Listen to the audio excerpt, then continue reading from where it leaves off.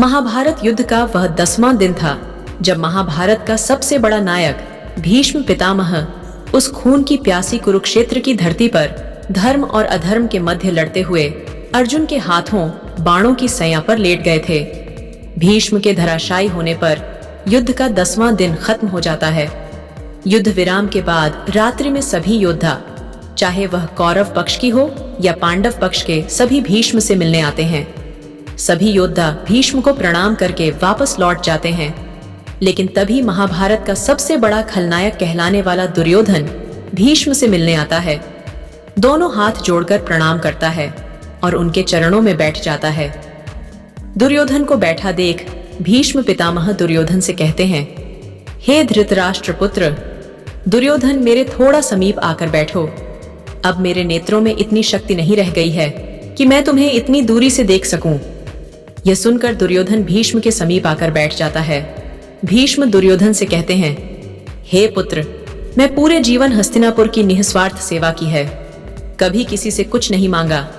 लेकिन पुत्र, मृत्यु के समीप जाता हुआ तुम्हारा यह पितामह तुमसे कुछ मांगना चाहता है। हे पुत्र, अब तुम पांडवों से संधि कर लो और इस युद्ध को समाप्त कर दो। तुम तो देख ही चुके हो पुत्र की कैसे अर्जुन ने मुझे युद्ध में हराकर मुझे इन बाणों की शैया पर लिटा दिया है। पुत्र, अब मेरी इन लहू लुहान भुजाओं में इतना बल नहीं रह गया है कि इस युद्ध में मैं तुम्हारी रक्षा कर सकूं। हे धृतराष्ट्र पुत्र, अपने पितामह का कहना मानो और इस युद्ध को रोक दो। पांडवों के साथ संधि कर लेने में ही समझदारी है पुत्र, क्योंकि इस युद्ध को कोई भी पक्ष जीते लेकिन हार तो मेरे हस्तिनापुर की ही होगी। लहू लुहान तो मेरा हस्तिनापुर ही होगा। पुत्र, मेरा हस्तिनापुर ही होगा। मेरे हस्तिनापुर को घायल होने से बचा लो, दुर्योधन बचा लो।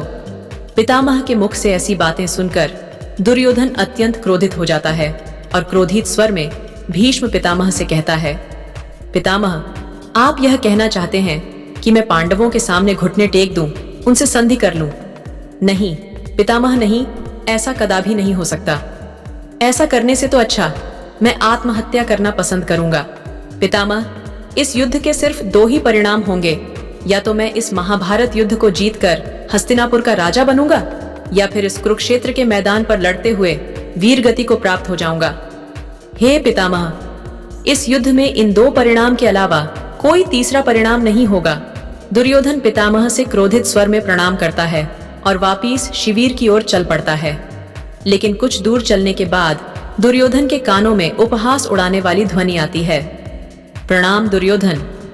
दुर्योधन पीछे मुड़कर देखता है तो पाता है कि द्रौपदी उसके सम्मुख खड़ी है। द्रौपदी मुस्कुराती हुई दुर्योधन से कहती है, कैसे हो दुर्योधन?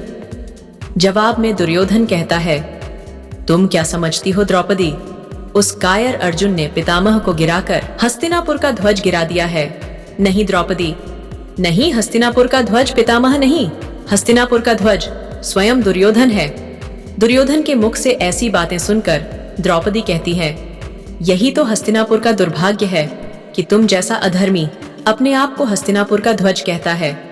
प्रतीक्षा करो दुर्योधन, अगर तुम जैसा अधर्मी हस्तिनापुर का ध्वज है तो मेरे 5 पति इस ध्वज को गिरा देंगे और हस्तिनापुर में धर्म के ध्वज को लहराएंगे। इतना कहकर द्रौपदी वहां से चली जाती है और दुर्योधन अपमान की अग्नि में जलता हुआ अपने शिविर की ओर चला जाता है। ये युद्ध कभी भी कौरवों और पांडवों के बीच नहीं था। ये युद्ध द्रौपदी और दुर्योधन के मध्य था।